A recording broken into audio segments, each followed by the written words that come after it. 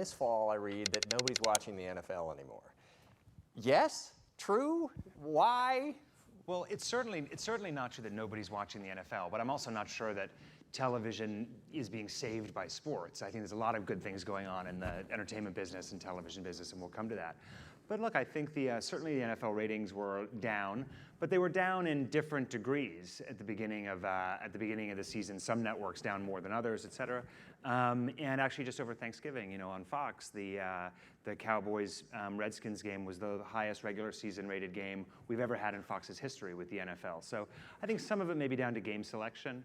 I think some of it maybe just as the season goes on. But I do think, and we see this trend in some other places, certainly the English Premier League in the UK, the ratings are down at the beginning of the season. And I think a lot of it has to do with the fact that people are able to keep up with what's going on with their favorite teams and other things in other ways. And that doesn't necessarily mean that they're not going to watch their favorite team live or they're not going to watch a big matchup. And there's still a real uniqueness to convening all of those people across a nation or across the world around these great events. But also there are other ways to keep up with the score or catch up after the fact when you're thinking about your fantasy football activities or whatever level of interest you have. So some of that may be happening in certain demographics, but certainly it's when you see big games and you see big national events that come together and bring lots of people together, or big local events where there's a lot of passion around teams, we're seeing ratings and numbers that are as high or higher than ever before. And I think a lot of it has to do with the narrative around these things. So it's not just the NFL. People have been hand-wringing for years around Major League Baseball, which we do a lot of broadcasting around. And this year's World Series and the playoffs were some of the highest rated ever. And certainly in the last 20 years, the World Series was tremendous. And a lot of that is just, again, the narrative around that, the ability, sometimes these things really capture the imagination, and sometimes they're a little bit off. One thing about the NFL that I think is just important to note is there's a lot of it out there. So the establishment of the Thursday night packages, the new national games, on Sunday, and all of that comes out of the local games, on Sunday afternoon that then feed into those national games. So when you have less diversity in that early Sunday afternoon slot, that really diminishes the overall impact of the ratings. But we don't see that there's anything particularly dramatic to worry about right now, and actually we're hoping that the balance of the season and the playoffs as they start up will be very, very successful. I would anticipate they will be. And you said, so sports are not as important as people say? A lot of people say sports are the only reason that I keep my cable subscription and obviously give you huge affiliate fees and so forth. They're not, when you look at the business, sports and the live event. Well, I guess I would have just disputed the notion that television needs to be saved. I think there's a lot to the television business that we look at today, and we tend to define it as the existing business rules or whatever kind of incumbency the current players have. But actually, if we look at consumption, video consumption, entertainment consumption, it's rising. It's rising in the US, it's rising globally, and it's rising across a variety of platforms, not just facilities-based distributors like cable companies, but also over-the-top entrants, new digital MVPDs that are emerging. We're seeing a huge empowerment of customers by having greater connectivity and greater display technology available to them everywhere they are, and that's enabling a lot more consumption and a lot more is happening. So I think actually the television story or kind of audiovisual entertainment, be it film or television, et cetera, is experiencing a lot of growth. But the existing business rules or the past business rules around affiliate fee income, around the big bundle and cable, et cetera, are starting to change. And we're seeing new players emerge or existing players start to really set the pace and change that themselves. And we always say in our business that we have to come to work every day with a real appetite for change, not just ability to kind of react to it, but actually bring new things. And that's why we've been a really enthusiastic investor in Hulu. It's why the Sky business in Europe, we've created Sky Go to really create this on-demand platform that's out there that over half our customers engage with on a regular basis. And that is live sports, but it happens to be streamed over the internet as part of a different subscription. And we think it's really important for us to not think that the existing business rules will always be there. We always think our greatest threat is our own incumbency. So how do we really set the pace and change things ourselves and have an appetite for transformation that really fundamentally reacts to consumers' demand. And we're seeing that really pay off in rising consumption. Now, we're focused very much on volume. So for example, in India, we launched a service called Hotstar, mobile video product with all of the original production and sports that we produce in India. We had well over 100 million downloads now in a year, and we're doing over 4 billion minutes viewed a month. And it's very, very exciting. It's a big digital platform that's emerged in less than a year and a half. And the monetization of that is very attractive going forward in terms of targeted advertising, subscription prices in some cases, and just enabling consumption in a different way to consumers where they are and where they want it. So just a couple of questions about sports. It seems to me with sports, NFL in particular is in control because there are many networks like yours bidding for the rights. Presumably they can always keep jacking it up to whatever your margin is. Does that become tougher for you?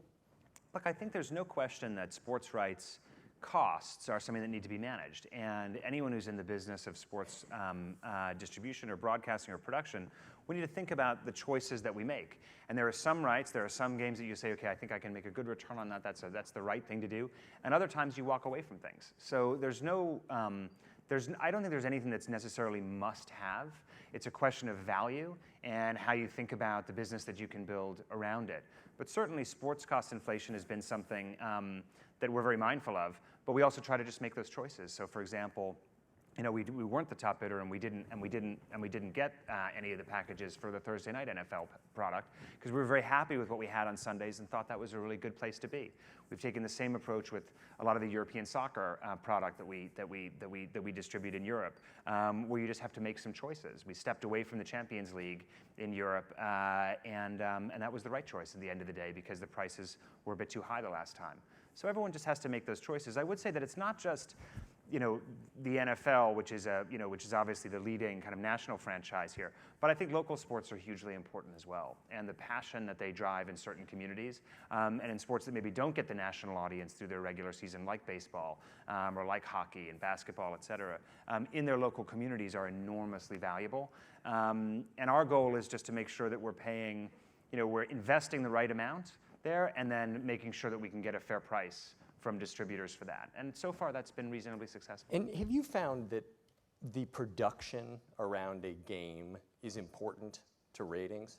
Like, there's definitely a difference between the networks covering football or baseball or what have you. I mean, do you all say, well, we can pay a little bit more for that game because if NBC does it, it'll suck. And if we do it, it's going to be great because we've got the great graphics and commentators. Does that matter at all, or do people not care? I think it certainly matters. I think it matters around the brand and how you attract people. Both also, if you have the best production capability on the ground and on the field, and you have the best production in terms of pregame and postgame and things like that, it really builds the whole brand, and you become a destination in a day. Now, you may not have Henry's favorite team on the particular day, but maybe you'd rather watch the Fox pregame or afternoon analysis because you understand the production, you know that it's of high quality. So I think it is important for the brand, it's important for ratings overall. I think on a particular game, it's hard, people are going to watch their team. But certainly I think, if you have a reputation amongst fans for really putting value on screen and really showing them that you're innovating and doing new things, which I think, in all of our sports coverage at Fox, we really try to bring to it. I think fans understand that and viewers understand that, and they know they're going to be getting real value and real entertainment in these great events that you put on. So you recently irritated an association of theater owners, I believe, by saying something to the effect of, we're not going to stand for your crazy restrictions on our film distribution. Something like that. I don't think I put it quite that way. Yeah, okay. Crazy was one of the words that I saw. But then you made the valid points. It's hard to get a family off the couch. There are all these incredible entertainment options right here. 90-day window, crazy. When a movie is released, will I be able to just buy it for the family that night? Look, I think on the couch. I think you will soon. I'm not sure about day and date exactly. I think the theatrical window that the exhibitors have, early on is very valuable. I think it's a big marketing platform. It creates a sense of event.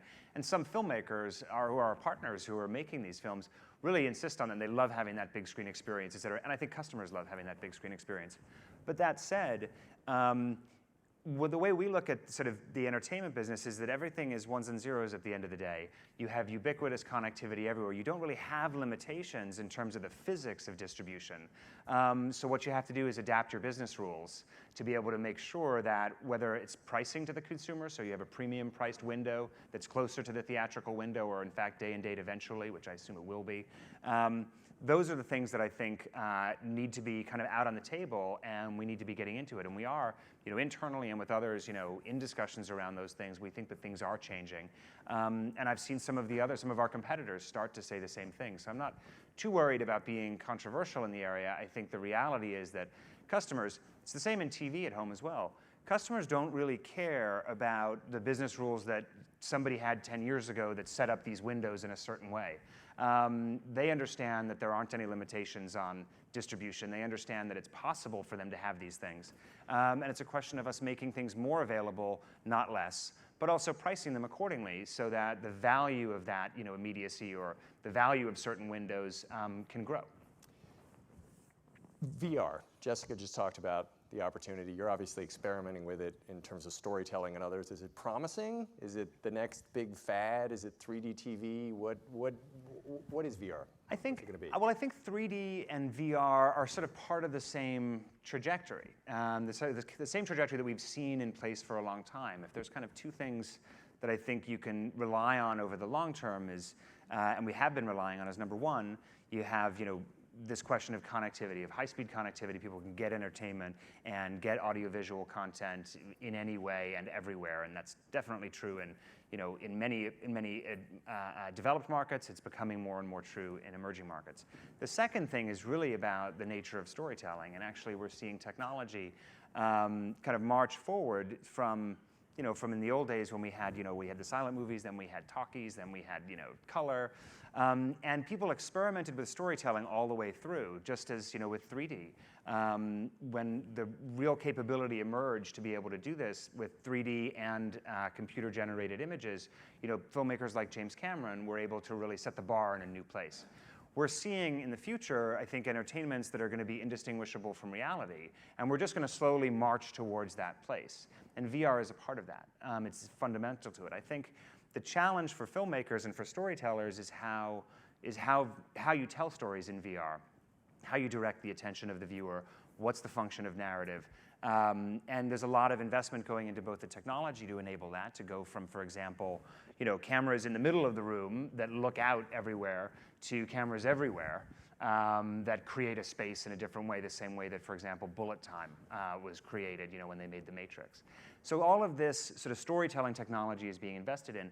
What we're trying to do is partner with storytellers to say, here's a new canvas for you. Let's start to experiment more. So from Ridley Scott with the Martian VR experience to working with filmmakers like Chris Milk, who created a whole VR production company and technology company that we're invested in.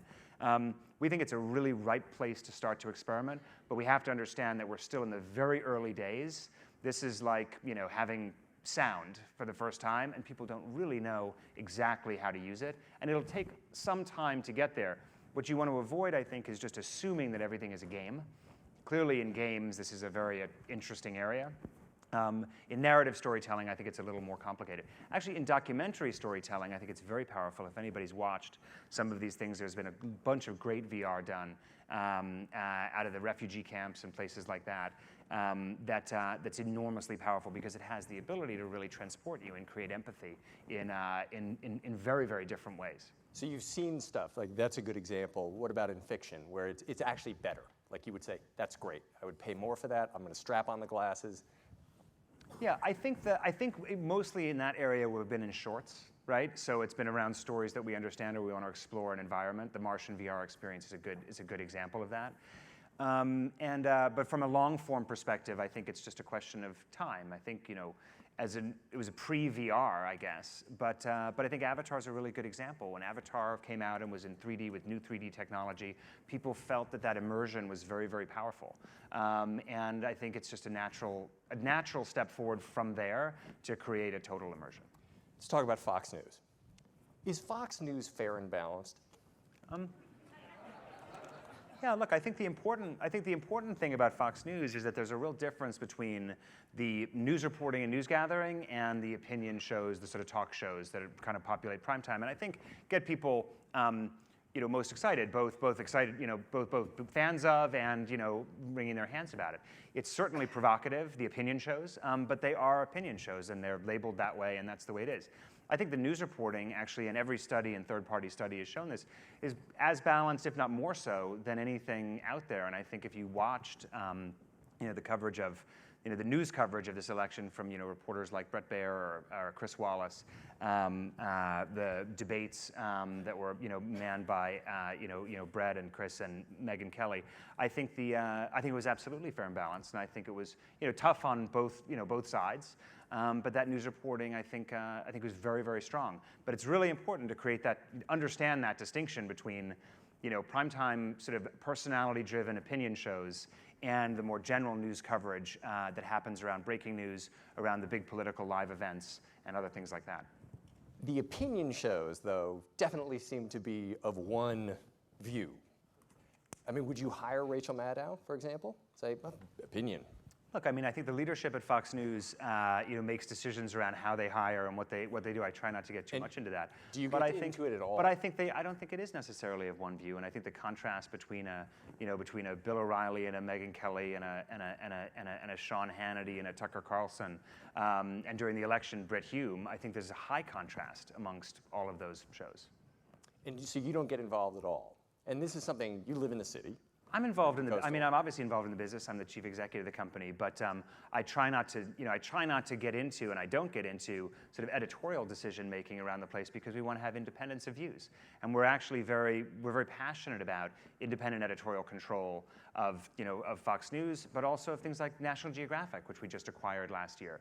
And I think it's important for us as a business of ideas and as a creative business to make sure that there isn't one controlling mind trying to do that, but actually you have a diversity of voices, you have a diversity of editors and writers and storytellers who can come and tell the stories that they want. I think if you look at 21st Century Fox most broadly, between Fox News and National Geographic and the Fox Network and FX and Star TV in India and the Sky businesses, it's an enormous diversity without one controlling set of opinions, but it really is about empowering people to tell the stories that they're passionate about and really attracting the best storytellers and the best journalists to come and do the best work of their lives. I 100% agree, but we got to have a couple more questions about Fox News.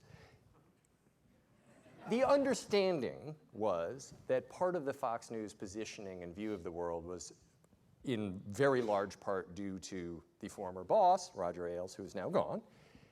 Will it change at all now?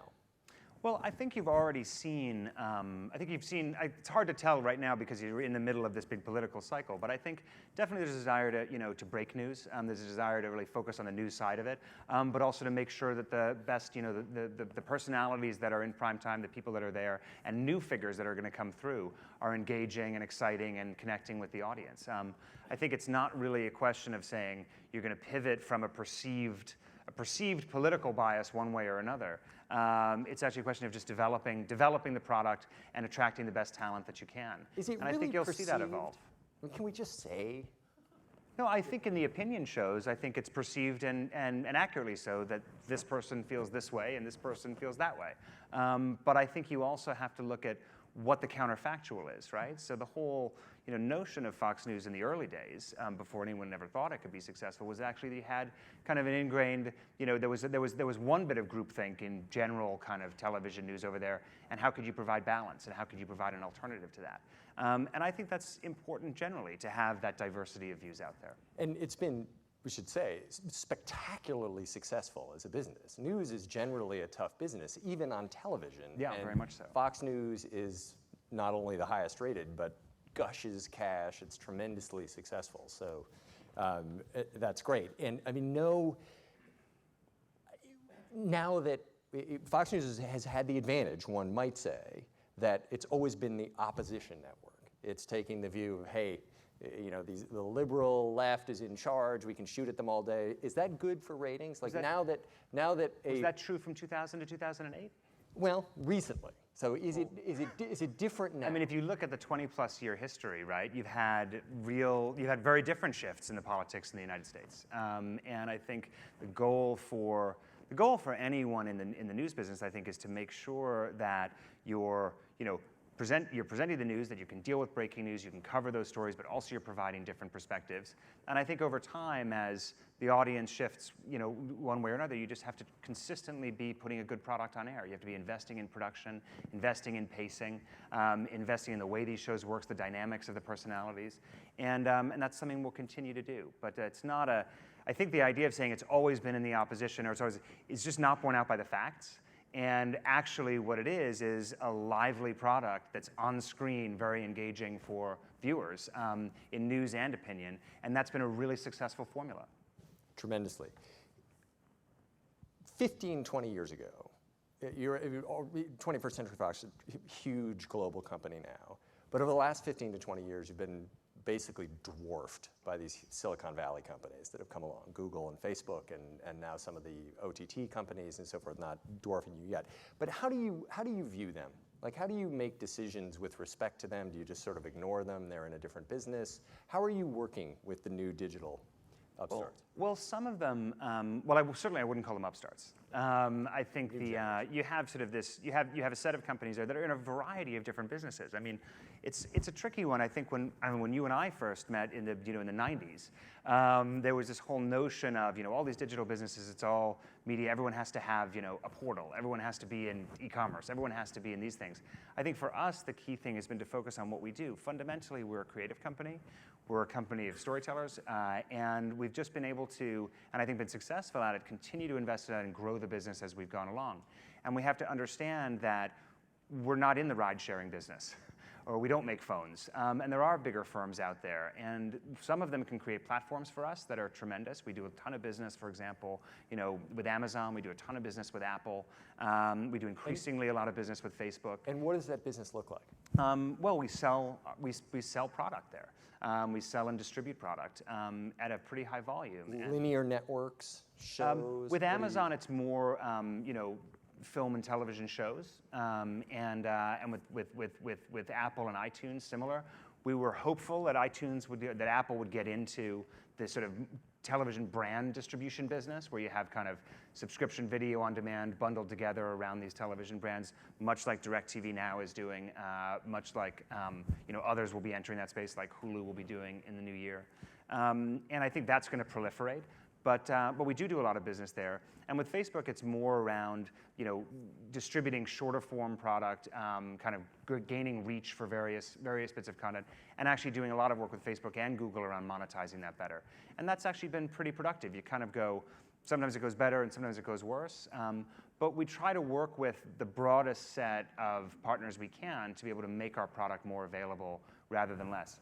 What's interesting now is as we start to see the kind of user experience gap really grow between the Netflixes or Hulus of the world and what the traditional MVPDs have been able to put together on screen. And that becomes really interesting as we see that competition downstream drive innovation much faster. So, the X1 product is a materially better product than Comcast has ever had before, and we think that can drive real growth. We think that the DirecTV Now product puts a user experience, or the Sling product, a user experience together that's really attractive for customers. And the Hulu MVPD will do the same thing. So that downstream competition kind of accelerating is something that we think is really, really good for content creators. And we just have to make sure that we're investing in things that are distinctive, things that are unique, things that really engage audiences, and things that fundamentally mean something for our customers. And do you, at a core level, is that how you think of yourselves, as content creators rather than distributors? Because obviously a lot of the traditional TV business is distribution, whether it's a network or broadcast. I think the distribution capability is really important, and the user experience capability is important. For example, across Europe and in parts of Asia, we've been more vertically integrated, creating a lot of content, but then finding ways to distribute that, and when they're not there, creating them ourselves. And that was really the story of the Sky business many years ago. It wasn't about let's create a distribution platform. It was how do we get this content distributed in an environment where there were only 4 over-the-air distributors that you could deal with, and we didn't think that was providing enough choice for people. And I think it's similar here. The networks are vehicles to distribute the content itself. They're not necessarily ends in themselves. And what do the economics look like as you start to deal with Amazon, you start to deal with Apple and so forth? Has it just gotten better for you because you suddenly have more buyers of your shows? I think it's interesting in the pure sort of sales business on the studio side. the business has grown well, and as you see more buyers for those things. But at the same time, I think what's really exciting is the growth that's to come around the network brands, because I think as you have this proliferation of new MVPDs, these new distributors for bundles of content, like the National Geographic bundle, the FX bundle, the Fox Sports bundle, et cetera, we think that's a much, much better business in a streaming environment than it is in a linear environment, largely from the standpoint of data around customers, larger in the standpoint around ad innovation and being able to do lighter ad loads with more targeting and better pricing. Sometimes using pricing models to innovate there and having ad-free products like we do with Hulu, where a customer can pay a premium to have no ads, or they can save a few dollars and have a limited ad load. We think that sort of innovation and the ability to do that in a streaming environment, which is very high, is very attractive. And in fact, the streaming distribution, be it direct-to-consumer by us or through third-party streaming platforms and IP-delivered platforms, is something that's actually a better business than the one that we've had in the past. And you mentioned you'd been hopeful that Apple would get into that, and that they have not. Why haven't they? I don't know. I mean, I think they were, I can't speak for them. I think they were super close to it. But I think a lot of people, when they start to tackle the television distribution business and look at it, they think that they think that they can solve it very easily, but it's actually not, it's not a stupid business. There are reasons why prices are what they are. There are reasons why, it costs a lot to create content. There are reasons why we bundle together some of our brands. And I think it's been challenging, and while we've seen it be a little bit slower over the last 2 years than one might have anticipated, I think people have tried to really understand is what's the right customer proposition in terms of the number of brands, the way they package the programming, how you make discoverability really at the center of it when you have all this plurality in these packages. And I think it's just been a little bit challenging for them to hit maybe what they thought, and this isn't Apple specific, but just these general category of new entrants, harder to hit the price points that they imagined they wanted to get to, given the input prices that are real that they had to deal with. But I think that's changing. I think Hulu is going to crack that. I think DirecTV Now is cracking that. I think Sling is cracking that. And that's a signpost. And we think there's more coming pretty quickly. That's a signpost that these core bundles of bigger brands is probably the way to go, as opposed to fragmenting everything too much. Because ultimately, bundling, even though you can do too much of it, bundling basically drives consumption up and prices down. And that's something that consumers around the world understand. But there's certainly a role for rebundling in the traditional TV space, and that's going to drive a lot of growth. So the last question. So AT&T, Time Warner, you see that, you suddenly say, oh my God, we need a huge wireless company to come buy us. Does it put you at a disadvantage in any way? Somebody described the owning both distribution and content to me recently, Spencer, as a matter of fact, is everybody at the table has a gun pointed at somebody else's head saying, you're going to buy my content for X, and we're going to buy yours, and that's how it all stays the same. Are you at a disadvantage now? Yeah, well, first of all, I mean, we like to think that we don't enter those negotiations, armed. I think what we try to do is actually invest in products that, a DirecTV's or an AT&T's or a Comcast, invest in products that their customers value, and we can really help grow their business as well. I think vertical integration is something that can be very attractive in certain ways. I mean, certainly, in certain parts of the world, we have businesses that are vertically integrated. I think in the case in the U.S. With this AT&T Time Warner merger, I don't think it puts us at a particular disadvantage. I do think that it throws up some questions around parity of access to data networks. I think it throws up some questions around net neutrality and data pricing and kind of the flat rate pricing or zero rating data packages that have to be looked at. I think that's something that's a question mark, I think, that's not really about the merger. It's more about what the future of broadband is, and if connectivity, mobile and fixed, is water and electricity in this world of kind of ubiquitous connectivity, then we need to think about access to those as creators as well as customers. And is there something that worries you here? Are you going to protest it? No, I think. Look, I think we'll feed into the appropriate processes when asked. I think there's obviously it's a big merger, and people are looking at what the regulatory implications are. But sometimes a merger isn't so much about the regulatory implications of the merger in and of itself. It just throws up other questions, and people say, well, maybe we should look at that. So, we look forward to engaging with the right people at the right time. But at this point, We don't feel like it's a competitive disadvantage for us. We don't think scale for scale's sake is really worthwhile. We're really looking to grow the businesses that we're in, to continue to simplify our business, and create more velocity around it as we enter this new period of downstream distribution growth, which we think is good for creators of the kind of brands and the kind of content that we make. James, thank you so much. Thank you Great very to see much, you Henry. again. Thank you very much. Thanks, everybody.